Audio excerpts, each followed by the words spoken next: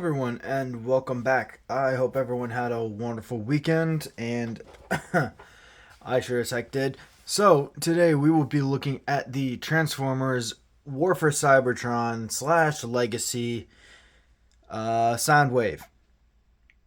Now, I say / Legacy because the new Legacy Soundwave is basically just this guy with some no more shiny stuff. It's like no more cracked windshield thing. It's all clear. There's no like paint chipping or anything on the legs, or sorry, paint chipping on the legs. So yes, here we have him in the robot mode, and he's very much Soundwave. Like that is just perfectly Soundwave. We got some nice gold detent here on the windscreen. You got some red here on the side of the arm and on the gun, which is actually a very nice gun. I always liked this style of gun for Soundwave. I know they were supposed to be batteries back in G1, but I don't know. I really liked it. You got a decent sized back, like a very small backpack on him, and I sometimes like to flare these out and just kind of use them as like rockets. So like he'll like say, I don't know, hot rods coming in and he'll just kind of do this, and these will open up and got like a giant grenade launchers, even though they aren't blast effect compatible, because they're stupid. Come on, Hasbro, what the hell? You make everything else blast compatible except for the two engines here for the vehicle mode. You got the basic G1 kind of detailing here on the shins with the pink and two gold knobs or buttons.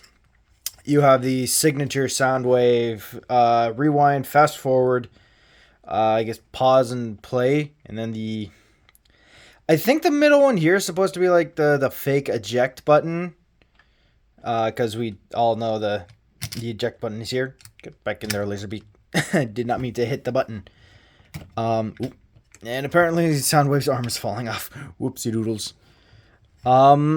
So yeah, you get a really good range of movement around the head. Get a full 360. He can look up, not so much because of just the placement of the ball joint, like the way that his head is, because it's a very flat head, which is unfortunate. But so you can get a wee bit of side to side. He can't really look down. Of course, if he looks this way, he's just looking into his shoulder cannon. What is that? I can't see. What the crap? Sorry.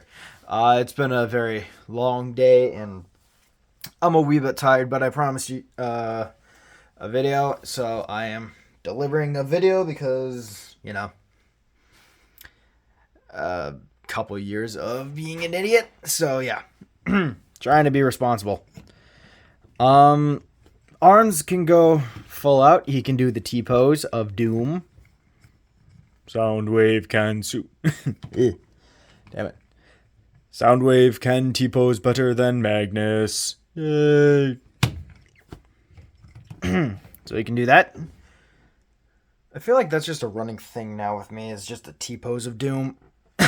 Wonderful. You get a decent leg articulation. Legs can go far out. Can go forward. That far. You can do a pretty decent forward kick. And a very good back kick. Man is very good at the karate. Come on, you bugger. There we go. And as I alluded to before, with the accidental pressing of the button, you have this hand here that has a index finger out, so it's like this. That is so that you can do the eject. And for right now, I have all of his cassettes. I got all of them. Cost me a bloody arm and a leg, but I got them all. But right now I just have Laserbeak out, and just because I had Laserbeak in him when I picked him up, so yeah, he comes with a little Laserbeak. Or he doesn't come with. You have to buy Laserbeak and Ravage, Ratbat, and one of the Frumble twins. I think they call the red one Rumble and the blue one Frenzy. But again, I can't remember, and those two are confusing anyways. Yeah, I think you needed the cassette master tape, I think, from I want to say the Galaxy collection, or the or something like that. Yeah. So he doesn't come with any cassettes, which is really stupid, but c'est la vie. What are you going to do? Yeah, so we'll close this up, and something excuse me, I apologize. Something really cool is, as you can see with Laserbeak's feet, they're kind of hooked. And on the arm here, you have these 4 indentations where you can basically plug Laserbeak in. And now Beaky has a perch. So you can do the Laserbeak thing of being Laserbeak on the side. Isn't that just lovely? Isn't that cute? So I'm gonna take Laserbeak out, put him back into the cassette, open up thing here, and there we are. So now for comparison, we have, if everything will be aligned here for a second. Come on, you stupid bugger. Here we have a much more monochrome Soundwave. It's a lot shorter and a lot weirder.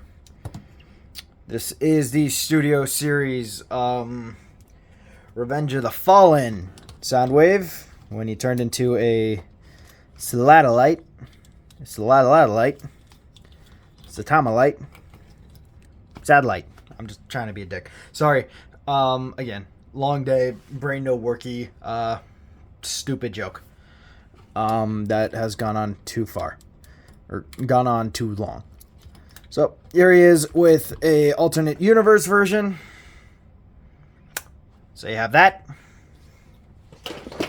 and here you have the bot who suits the all gray look, Lord Megatron, who mine really doesn't like to stand up properly because Megatron is very back heavy. Megatron will be another review later on, I think. So yeah, there we have that. So now there are technically 2 fan modes of this guy. One is the basic cassette, the futuristic cassette player that kind of works, kind of doesn't. It depends on your persuasion. And the other one is the lamppost. I think that's what they were. The terminal things that Soundwave turned into during the first episode of G1 that nobody can forget. Yeah, so give me 2 seconds to get him into the first of the 2 fan modes, and then we'll just go right into the base vehicle mode. Alright, so I will see you guys in a couple of seconds. And here we have him in his lamppost mode, or whatever it is you call this thing. I mean, yeah, it's just a lamppost. He does nothing but stand there and go, I can't believe everyone's falling for this. This is so stupid. But there are a couple of things that I like to like. This is just what I think the base instructions kind of want you to do.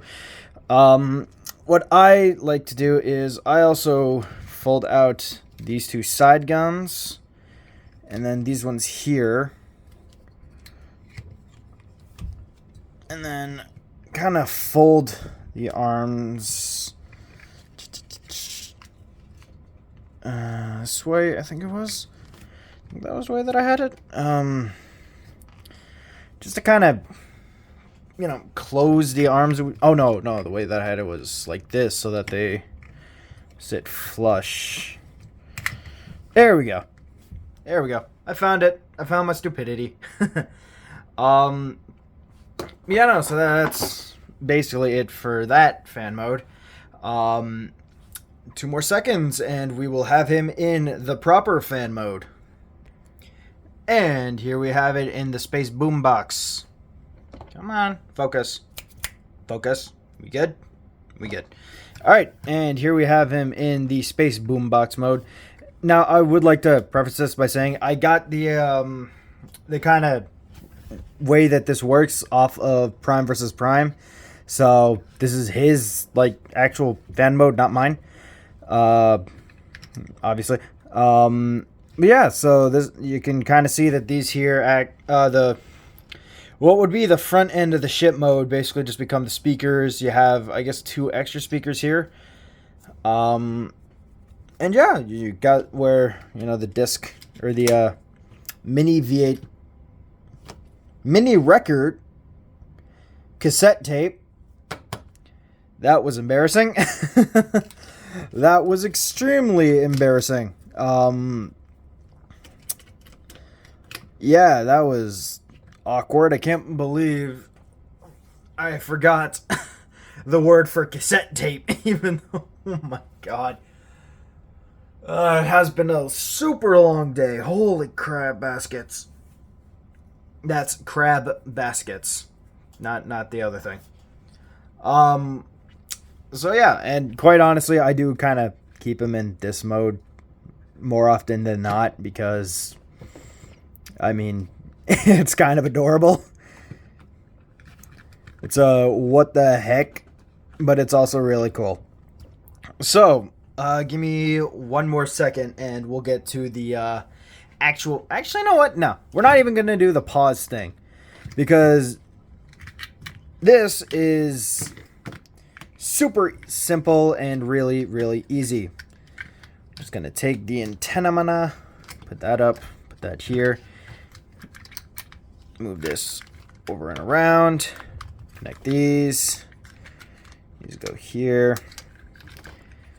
And the reason I normally pause for transformation is because I'm using a cell phone to record. So as you can see, it's constantly doing this. I like, and when it comes to a lot of the fiddly stuff, I just like having it close at hand. So when I get a better, setup, I will definitely be actually recording transformations. But because this one is it was literally just straighten out the legs and turn the waist around. I was like, yeah, screw it, it's fine. Oh, right, and then, this goes here. And this goes here.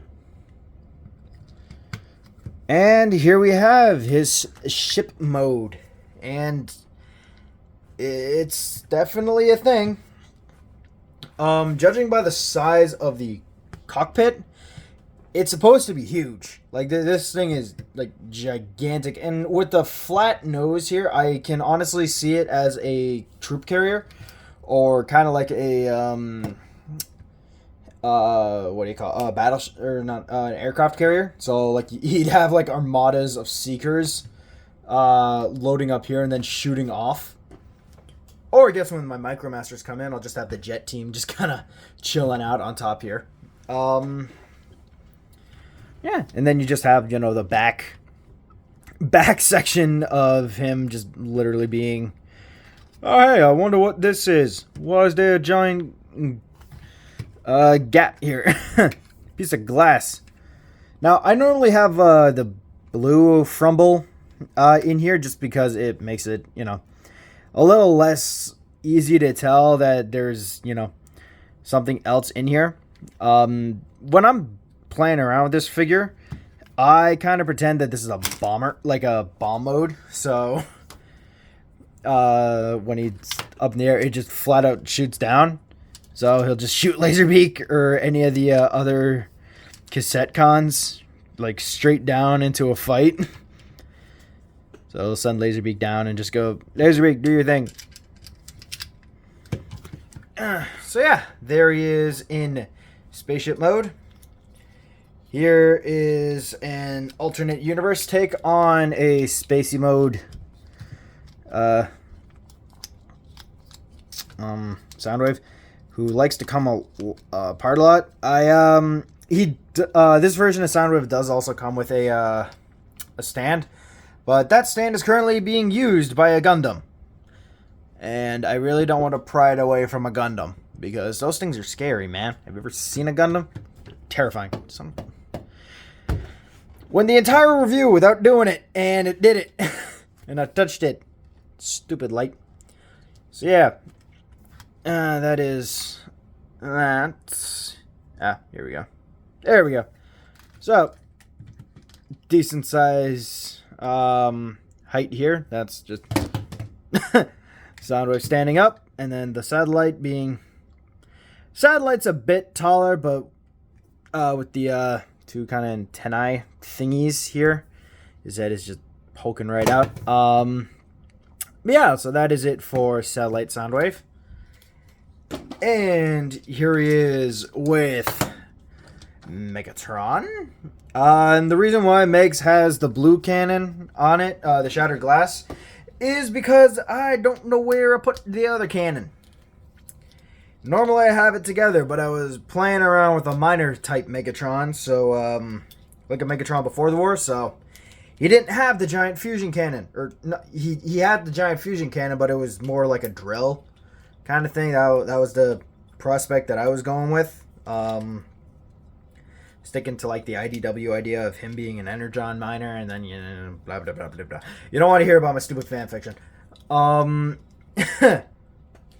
So here you have Megatron in his tank mode, and here you have Soundwave right next to him. And these two are really cool. Like I missed the War for Cybertron Soundwave from 2010, because I just feel like Soundwave made more sense as a ground vehicle in my opinion. That like Soundwave, I feel like when it comes to being a communications officer, should either be like a satellite or some type of comms van, something along those lines, But I mean, don't get me wrong, this is cool. This I like. I like this. It's just, I wish it had been a ground vehicle, because it would have been cool to kind of reenact that scene from oh god, what was it? Oh no, it was Breakdown. It was Breakdown and Soundwave and Megatron and War for Cybertron. Crap. I was about to say it would have been cool to see the three Decepticons that you played with in the last, or played as in the last episode, or the last chapter of the Decepticon storyline in 2010's Transformers. It would have been cool, but c'est la vie. You can still kind of do it, I guess, when the inevitable Breakdown comes out for Menasor, which I cannot wait for, because oh man, Menasor looks awesome from what we've seen, anyways. But yeah, so that is it for Soundwave. There's not going to be a skit at the end of this video. I'm sorry. I'm just the brain's not working well enough. So unfortunately, no skit at the end of this one today. There should be one at the end tomorrow, though. So if you like the skits and are okay with them, then tomorrow. Today, not so much. My comedy brain don't work right. So I apologize. Get Migs out of here. I guess with the amount of jokes that I made with Soundwave, trying to fake his voice, Kind of works as a skit, I guess, for like the 2 seconds if it didn't get annoying. But yeah, no. So I hope you all enjoyed. Have a wonderful rest of your day. I will see you all tomorrow. Good night, and talk to you later, guys. Bye.